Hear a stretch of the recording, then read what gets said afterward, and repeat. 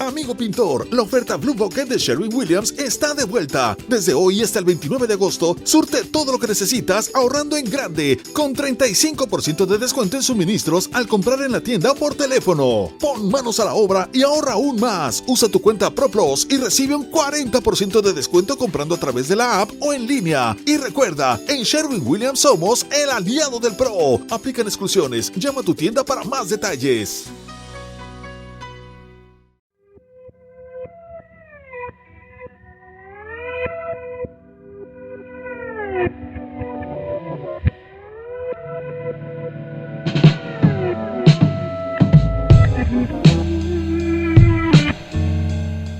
Pensar Podcast. El mono que piensa, ahora también habla. Un programa de Pensar Liberado.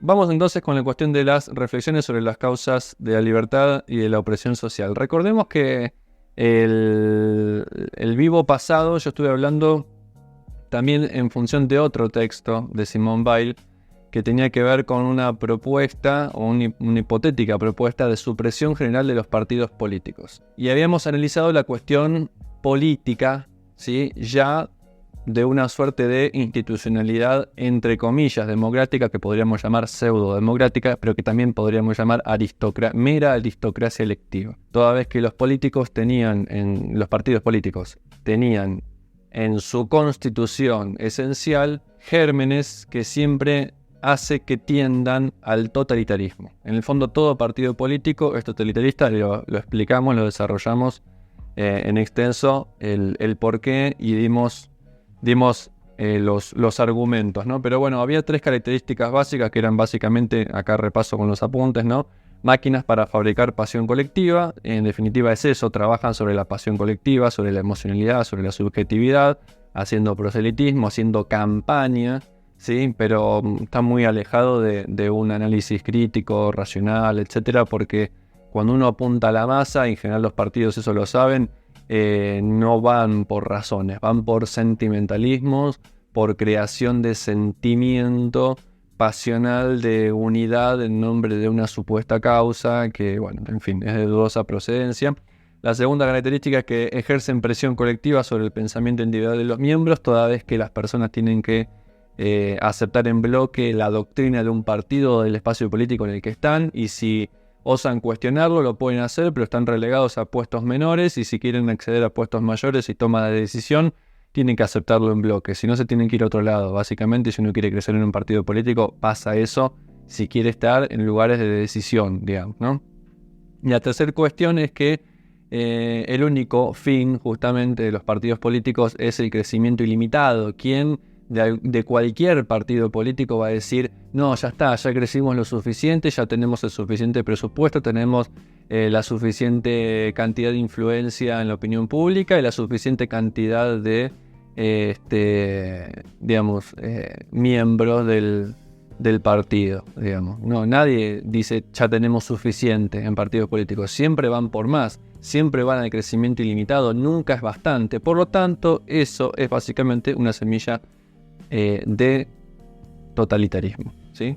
Bien, y esa es en principio una de las causas sobre la opresión social, porque en el fondo una democracia bajo el sistema y el régimen de partidos organizado de ese modo termina siendo pura y exclusivamente la tiranía de una mayoría sobre las otras colectividades de minorías, porque tenemos la cortísima idea, en general nosotros, ¿sí? Tenemos la cortísima y errónea idea de que la voluntad general es el mero voto de la mayoría, y eso no es la voluntad general, eso es en general el voto de la mayoría, y el voto de la mayoría en estos sistemas se impone sobre el resto de las minorías, y por lo tanto es una tiranía de las mayorías, las democracias. Entonces esa es una de las causas de la opresión social, a mi modo de ver. Bien, con respecto a Simone Weil y lo que hoy nos convoca, que es en explícito reflexiones sobre las causas de la libertad y de la opresión social, ¿sí? Vamos a ver no cuáles serían las causas de la libertad, sino cuáles serían las causas de la opresión social, digamos, ¿no? Simone Weil, cuando escribe este texto, ya hace varias décadas atrás, ¿sí? Siglo pasado, sostenía lo siguiente, que hay movimientos autoritarios y nacionalistas que están cooptando los espacios políticos, y al cooptar esos espacios políticos también, de alguna manera, digamos, toman las riendas del progreso tecnológico, el progreso económico, el progreso científico, etc. Pero, y eso es algo que en la actualidad pasa, digamos, ¿no? El tema de los movimientos autoritarios y los movimientos nacionalistas. De toda índole, de derecha y de izquierda, si queremos seguir utilizando esos términos, derecha y izquierda. Pero lo vemos, porque en definitiva, básicamente, todo partido político, no importa de qué signo sea, tiende a un totalitarismo. Entonces, eso es básicamente un movimiento autoritario, el autoritarismo de la mayoría, ¿sí? Dentro de lo que es la mal llamada democracia actualmente. Ya explicamos lo que era la voluntad general, tratamos de explicar antes también cuál era un concepto más adecuado de voluntad general basándonos en lo que explica Rousseau en el contrato social, que no es el mero voto de la mayoría. Pero lo que hay que tener en claro es eso, el mero voto de la mayoría no es expresión de la voluntad general, es simplemente la tiranía de una mayoría. De una mayoría que vota a una minoría, es decir, a un espacio político, que ni siquiera beneficia a esa mayoría que los votó. Pero dice Simone Weil que esos movimientos autoritarios y nacionalistas son solo una parte del problema y de un problema que es mucho más profundo. Es un problema que es de raíz y tiene algo que ver con la crítica social, sociológica, política que hace Marx, que bien diagnostica Marx a los ojos de Simone Weil, pero que en el fondo no se encuentra una solución, porque la solución que se buscó a esa opresión social propia del capitalismo que analiza Marx, la búsqueda de la solución siguió dentro de los parámetros del propio capitalismo. Sigue dentro de los parámetros del propio capitalismo que está íntimamente ligado al régimen de producción, que lo vamos a analizar un poquito más adelante. Entonces, en razón de eso, ya Simone Weil en la introducción plantea que, por ejemplo, algo que publiqué en la frase, ¿no?, de Simone Weil, la última frase de Simone Weil, el trabajo ya no es útil, básicamente, ¿no?, a grandes fines y a grandes realizaciones, sino que solamente es visto como un mero medio de vida, en el mejor de los casos, y en la mayoría de los casos un mero medio de subsistencia, un mero medio de sobrevivencia, porque en verdad el 80 al 90% de la población mundial, y muchos de nosotros los que estamos acá también, básicamente tenemos un empleo, o la mayoría tienen un empleo, como mero medio de vida o de subsistencia. Y esa forma tan precaria, ¿sí?, donde todo es un mero empleo, básicamente donde ya no hay grandes realizaciones, han caído los grandes relatos, ¿sí?, han caído las grandes aspiraciones y las grandes realizaciones, incluso del liberalismo frente al comunismo, porque ya ni siquiera hay una aspiración de gran realización del liberalismo. Simplemente hoy se trabaja por trabajar. El sistema es como que tiene vida propia, ni siquiera hay grandes representantes del liberalismo. Hay un sistema, punto, y el sistema tiene una vida propia, y esa vida propia hace que cada uno de nosotros tenga que rebuscársela para ver cómo sobrevive. Entonces, la mayor de las aspiraciones que tenemos es ver cómo nos la rebuscamos para sobrevivir. Y en todo caso, para alcanzar a vivir con cierto confort. Y punto. No hay más. ¿Sí? No hay más. Eso claramente atomiza la sociedad, la individualiza, hace que los vínculos, ¿sí?, y las reciprocidades no sean fuertes, sino que sean reciprocidades débiles y autointeresadas.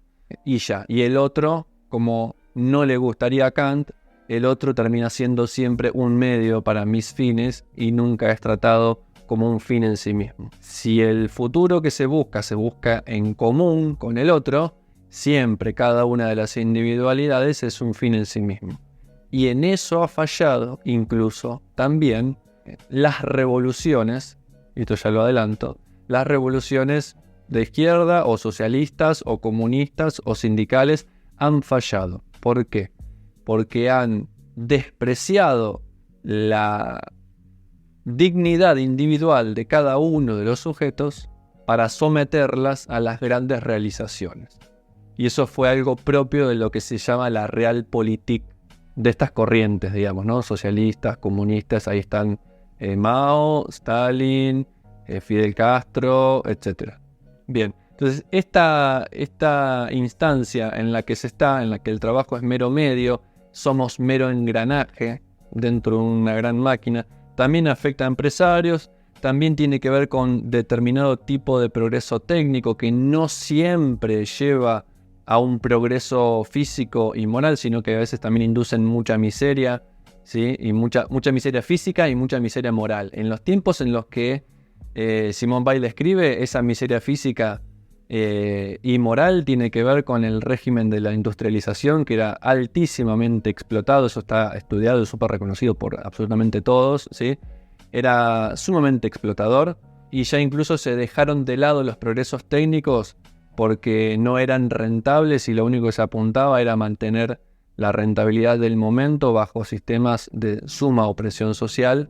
Y bueno, la cuestión iba por ahí en los tiempos en los que Simone Weil escribe. Ahora en la actualidad, también el progreso técnico en muchos de los aspectos y en muchas de sus aristas va hacia una miseria moral y a una miseria física, en el sentido de que toda la técnica que hay hoy, por ejemplo, en la industria de energía, en la industria de transporte, en la industria alimentaria, eso lo estamos viendo y lo vamos a desarrollar mucho más en el curso de filosofía ambiental, conduce a una contaminación de múltiples áreas, ¿sí? y a múltiples factores de enfermedad en la población humana mundial en general. De hecho, si ustedes se fijan y buscan las estadísticas, ha muerto en los últimos años, por año, ha muerto más gente, por año ha muerto más gente por enfermedades cardiovasculares y respiratorias relacionadas con la mala calidad del aire producto de la contaminación, de las que han muerto en la pandemia de COVID, en total, por año. ¿Sí? O sea, fíjense cómo el progreso técnico, el progreso tecnológico en energía, en transporte y en alimentación, solamente en esas tres cuestiones, generan más muertes por año, ¿sí? que la propia pandemia. Entonces estamos bajo un problema. La técnica sigue, bajo la forma en la cual se va desarrollando, sigue generando muchísima miseria, ¿sí? física, pero también miseria moral, porque estamos todos como ave de carroña detrás del rendimiento económico, queriendo ser el empresario exitoso, ¿sí? ejemplo de todos los demás, y somos simplemente aves de rapiña y de carroña, digamos, ¿no? De las migajas que se caen del 1 o el 10% de la población mundial más rica. Y también hay un problema en el progreso científico. Dice, porque el progreso científico también tiende al monopolio o a la monopolización. ¿Por qué? Porque acostumbra a las masas a la credulidad. Simplemente lo único que hace es que las masas accedan a cierta información, que habría que ver si es correcta o no, ¿sí? Y en ese acceso a esa información nos vemos limitados a creer en eso que se está publicando ahí y no se nos dan herramientas para acceder a un mínimo análisis crítico, por ejemplo, de los métodos con los cuales se llegaron a esas conclusiones científicas en el ámbito científico de que se trate, de ciencias exactas, ciencias prácticas, ciencias humanas, artísticas, políticas, las que sea. No se estudia la cuestión de métodos, sino el resultado final, y eso induce siempre a las masas a la credulidad, que es algo que supuestamente pretendió combatir la Ilustración y que no logró hacer. La palabra mágica es revolución, básicamente, ¿sí? Porque dice, y estamos, en la época en la que ella escribe, ¿sí? Pero también en la actualidad, estamos en unas condiciones tales que debería generar, o sea, las condiciones materiales estarían dadas aparentemente para que estemos en pleno estado de revolución, para que hagamos la revolución. Hoy en la actualidad estamos sumamente dormidos, sumamente sedados, edulcorados, mediante unas herramientas muy complejas de manipulación infocomunicacional, que es complejísimo de desentramar, pero se puede desentramar y se puede desentrañar. Pero en principio tengamos esta idea, estamos bajo un régimen muy potente y muy complejo de manipulación infocomunicacional. Semiótico además, porque tiene que ver con todo, con el significado, con los lenguajes que se van utilizando, etcétera, digamos, ¿no? Entonces, insisto, la palabra mágica es revolución. Pero acá hay un problema, porque Simone Weil dice, ni el Octubre Rojo, que sería la revolución rusa, digamos, ¿no? Ni el Octubre Rojo, ni las dos internacionales que propusieron impulsar digamos, Marx, por ejemplo, y Engels, con el famoso Manifiesto Comunista, ¿sí? Ni los partidos socialistas, tampoco comunistas independientes, ni los sindicatos, ni los anarquismos, ni los movimientos de jóvenes, nada parece, ¿sí?, que ha dado resultado para una revolución que realmente logre la libertad de los trabajadores, que es lo que supuestamente dicen buscar. Y además, otra cosa, dice, a la clase media encima, lo que la suele seducir para la revolución es, y lo dice con una retórica increíble, digamos, ¿no? Lo que suele seducir a la clase media hacia la revolución es solamente cuando aparece la palabra revolución en boca de unos predicadores, ¿sí?, o de unos aprendices de dictadores, ¿sí?, con fines demagógicos, en verdad, ¿no? O sea, como que la clase media solamente coquetea demasiado, ¿no?, con los autoritarismos, con las dictaduras. Coquetea demasiado con eso, y de hecho, no sé, por ejemplo, en Argentina tenemos vastas experiencias de esa, porque cuando se habla de golpes de estado militares, no es solamente militares, el golpe de estado cívico-militar, y esa parte cívica está muy relacionada con las clases medias, que son las que salieron a bancar políticamente la toma del poder por medio de la fuerza de parte del poder militar, ¿sí?, o de la fuerza militar, atentando contra la calidad de la institucionalidad, entre comillas, democrática, que yo prefiero eso antes que una dictadura militar, obviamente. Entonces, Simone Weil se pregunta, ¿la revolución es algo más que una palabra? ¿Tiene sustrato material de fondo que permita creer en que por medio de una revolución podamos lograr la libertad social y sobre todo la libertad de la opresión que recibe la clase trabajadora? Bien, vamos a ver en principio a qué conclusiones llega Simone Weil respecto a esta palabra revolución y de la práctica revolucionaria, y para eso parte de un análisis crítico de la filosofía de Marx. Entonces elabora una crítica al marxismo.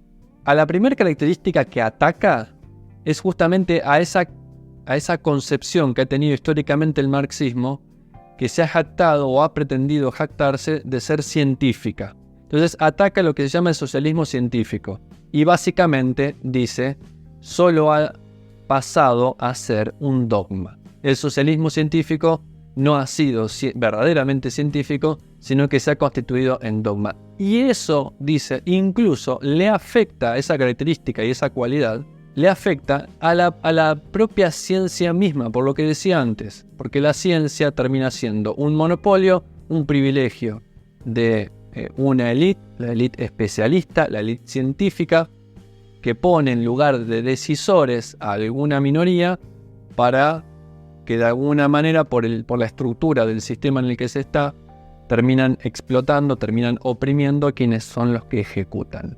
Y la ciencia nunca se ha logrado masificar, y en eso todavía me parece que hay cierta realidad concreta en eso, porque en el fondo, y eso lo explica también Ernesto Sabato, cuando te explican la teoría de la relatividad con trencitos y piedritas y cómo se mueve la piedra en relación al movimiento del tren y bla bla bla, pero no te lo explican de modo matemático cómo es que surge la teoría de la relatividad, ya no te están explicando teoría de la relatividad, te están explicando otra cosa. Entonces hay un problema ahí en la transposición didáctica, hay un problema en la divulgación que traiciona y deforma, desfigura lo que realmente se está queriendo comunicar. No nos pueden, si realmente quieren que comprendamos la teoría de la relatividad, no nos pueden explicar esa teoría bajo el movimiento de trenes y piedritas que se desplazan por el espacio, ¿sí? Porque Einstein no pensó en trenes y piedritas, Einstein pensó en fórmulas matemáticas. Ahí hay un problema con respecto a eso, que es el problema eterno del divulgador en el cual yo también estoy, digamos, ¿no? Cuando quiero explicar algo filosófico y profundo, o sea, imagínense Kant, y lo quiero adaptar para el público general que no tiene por qué ser tan especialista, pero es un problema, ahí hay un problema, y es un problema de raíz intrínseco que no lo resuelve en principio, vamos a ver, no lo resuelve ninguna revolución hacia lo popular, hacia la masificación, hacia la divulgación ni nada por el estilo. Acuérdense que estamos acá en la parte negativa, la parte positiva la vamos a decir el domingo que viene con respecto a esto. Entonces, en principio dice, el socialismo científico ha pasado a ser un dogma que pensamos que tenemos el deber de creer sin preocuparnos por el método. ¿Sí? De hecho, en general las masas nunca revisan el método de nada. Pueden encontrar un título, esto lo traslado a la ciencia también, en general. Pueden encontrar un título en algún artículo periodístico, por ejemplo, ¿no? Estudios revelan que, o la ciencia dice que, tal cosa, pero no dicen ni quién hizo el estudio, ni en qué universidad, ni qué método utilizó, ni nada por el estilo, ni tampoco lo vamos a ir a averiguar nosotros. Entonces, o lo creemos o no lo creemos, es una cuestión, termina siendo una cuestión de fe, y ahí estamos en problemas. Bueno, el socialismo científico, propuesto por Marx y Engels, termina siendo una cuestión de fe, en definitiva, cuando en realidad pretendió ser justamente científico, y hacerlo llegar a las clases trabajadoras.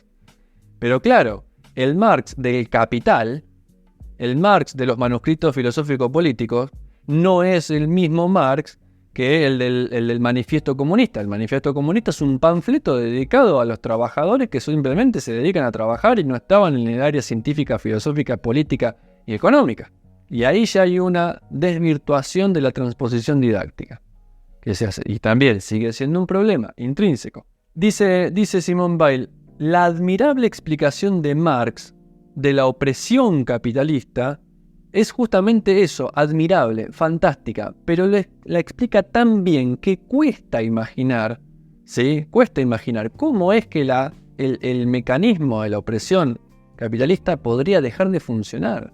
Y eso es algo que han manejado filósofos de la actualidad críticos del capitalismo, e incluso también defensores casi, esta famosa frase que dice que es más fácil imaginar el fin del mundo que el fin del capitalismo, porque tiene una capacidad de opresión, de explotación y además de autotransformación y de asimilar cualquier tipo de revolución y transformarla en marketing, en merchandising, y si no, fíjense la remera del Che Guevara circulando por doquier, por todos lados, ¿sí? Ese es el triunfo verdadero del capitalismo, no es el triunfo ni del comunismo, ni del che guevarismo, ni nada por el estilo.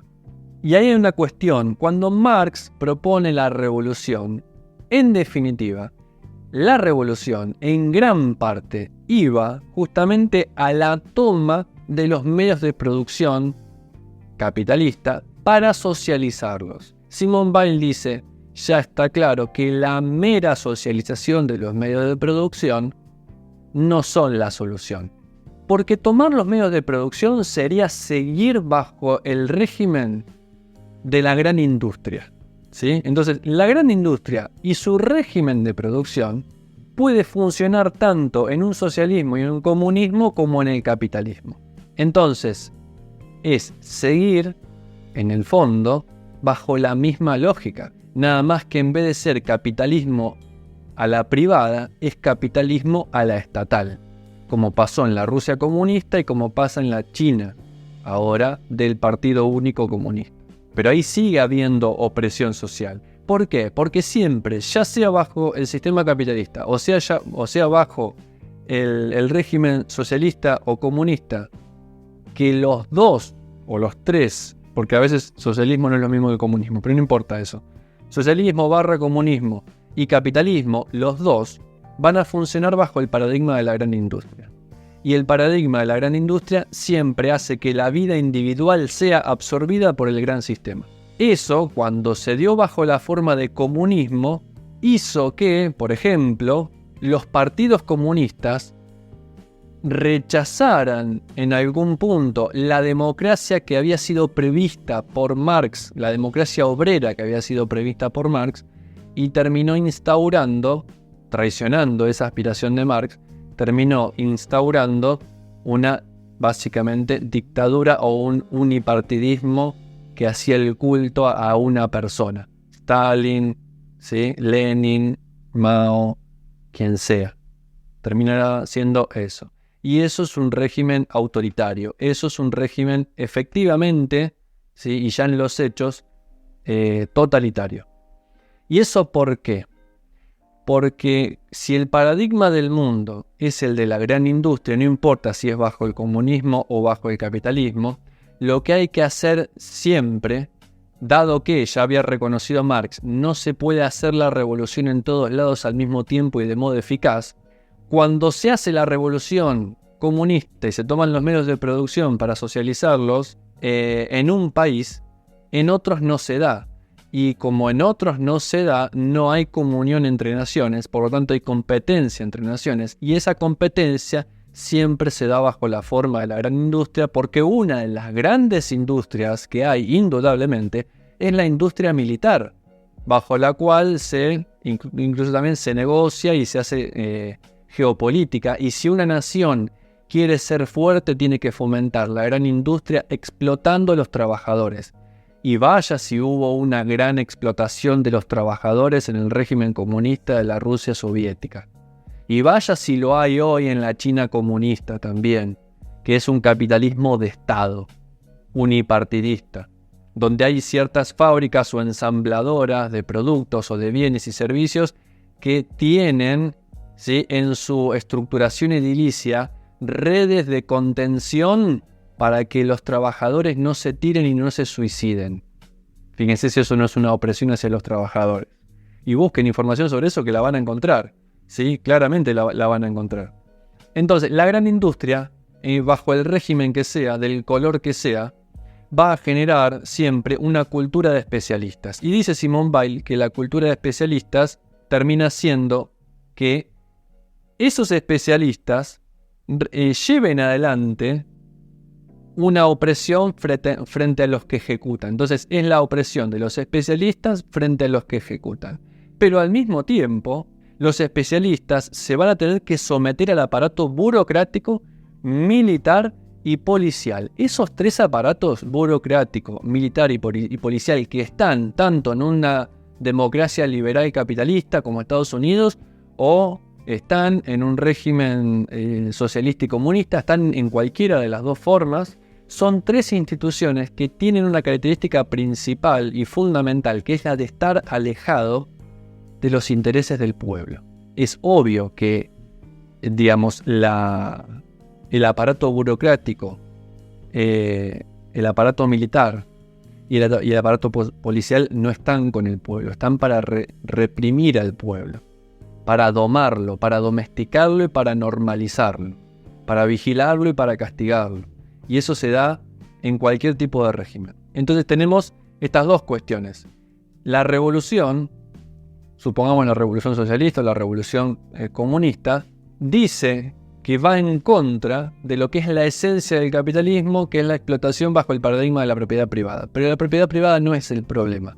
El problema que incluso genera la propiedad privada es justamente el sistema productivo de la gran industria, por un lado, y segundo lado, ese trío, ¿sí?, o esa tríada del aparato burocrático, el aparato militar y el aparato policial, del que hace uso cualquier Estado, el liberal o el comunista.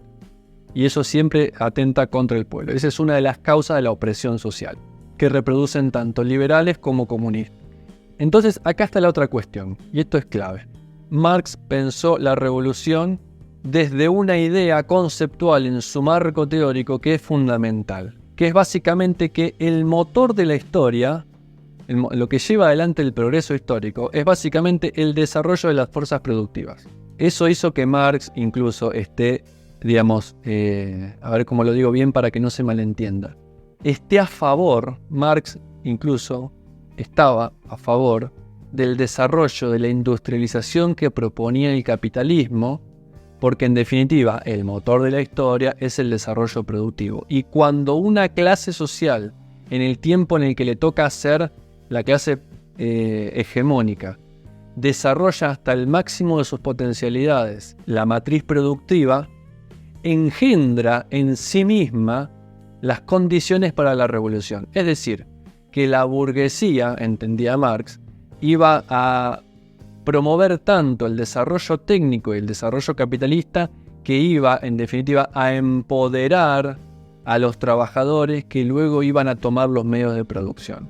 Entonces, por eso, en ese sentido, estaba a favor Marx del desarrollo técnico, ¿sí? Porque además el desarrollo técnico del capitalismo era un desarrollo técnico deseable que había que utilizar de modo correcto y de modo justo, ¿sí? Como si yo les dijera, la tecnología no es mala en sí misma, sino cómo se usa. Y básicamente eso es lo que proponía Marx. Entendía Marx de esa manera. Los capitalistas desarrollaron la tecnología, esa tecnología es potencialmente buena, solo que la usan mal. ¿Qué hay que hacer? Tomar los medios de producción, decirle a los trabajadores que la tomen, que la democraticen, y ese sería un correcto uso de la tecnología, siendo que la tecnología es neutral. Pero en el fondo, bueno, no es neutral la tecnología. No es neutral ni siquiera porque cuando nosotros inventamos una tecnología para modificar a nuestro favor el entorno en el que vivimos, supongamos la naturaleza, esa misma tecnología hace que nos relacionemos de modo distinto con la naturaleza y eso nos cambia también a nosotros. Y tiene efectos que son imprevistos. Entonces, toda revolución socialista, en el fondo, tenía como idea de que había que desarrollar hasta el máximo, ¿sí? Había que impulsar hasta el máximo el desarrollo de las fuerzas productivas. Pero el desarrollo de las fuerzas productivas hace que en el fondo se siga perpetuando la opresión social y sobre todo la opresión social sobre los trabajadores. Entonces Simone Weil se pregunta, dice, ¿tenemos razones para suponer que la técnica moderna será capaz, en la hipótesis de un reparto equitativo, de asegurar a todos suficiente bienestar y tiempo libre para que las condiciones modernas de trabajo dejen de poner trabas al desarrollo del individuo? Dice Simone Weil, no son los beneficios los que hay que calcular. Dice, la parte de los beneficios que se reinvierte en esto, fíjense, le da con un caño a todos. La parte de los beneficios del desarrollo productivo, digamos, ¿no?, que se reinvierte en la producción sería en general arrebatada a los trabajadores bajo cualquier régimen. Y eso pasó siempre. Y lamentablemente quizás se evidencia mucho más en los regímenes socialistas y comunistas. Dice Simone Weil, lo que habría que poder hacer es una suerte de suma de todos los trabajos de los que se podría prescindir si transformáramos el régimen de la propiedad. Pero después Simone Weil va a aclarar, primero, que la supresión de la propiedad privada no bastaría ni de lejos para impedir el duro trabajo de la explotación y la opresión a la cual están sometidos los trabajadores. Y segundo, que cada vez que nos liberamos de un puesto de trabajo con un desarrollo tecnológico, surge la necesidad de explorar otros trabajos para cubrir primero el mantenimiento de esa nueva tecnología, para seguir desarrollando otra nueva, para arreglar las cagadas que produce básicamente esa otra tecnología, etcétera, etcétera, etcétera. Por ejemplo, la tecnología de los fertilizantes o de los pesticidas con glifosato.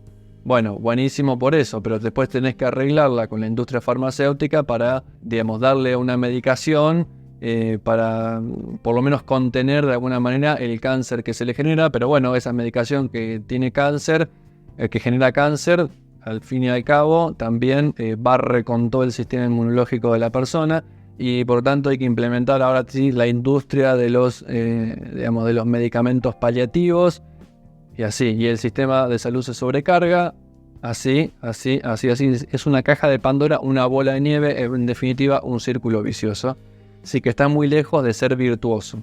Bien, vamos a ver con qué seguimos para ir sintetizando esto que estamos diciendo. Fíjense lo que dice Simone Weil. Tan solo la embriaguez provocada por la rapidez del progreso técnico ha podido dar origen a la loca idea de que el trabajo podría algún día ser superfluo. Ya pasó mucho tiempo desde que ella escribe. Estamos en la actualidad, era súper digital, hiper global, y el trabajo está lejos de ser superfluo. Quizás incluso si encontramos que es posible concebir, ¿sí?, una forma de organizar la sociedad de modo tal que seamos libres por fuera de la gran industria y de su matriz de producción, que en definitiva esa es la raíz de la opresión social, ahí sobre eso que podamos concebir hay que poner toda la energía y toda la potencia de acción para ver si lo podemos lograr. Que la solución no está ni en el capitalismo ni en el comunismo, eso queda claro, porque los dos subyugan bajo esa matriz industrial y esa matriz productiva a las individualidades, y el sistema capitalista o las grandes realizaciones de la revolución comunista y socialista se llevan puesto las individualidades, que en definitiva son vidas que hay que poder considerar como fines en sí mismas y no como medios o engranajes de una maquinaria o como medios para la realización de un ideal mayor o de una gran realización de un proyecto en el que se mira el todo y no la parte. Bien, en fin, eso tenía para decirles. Gracias, les mando un abrazo grande, que tengan una excelentísima semana. Les mando un abrazo, que estén muy muy bien.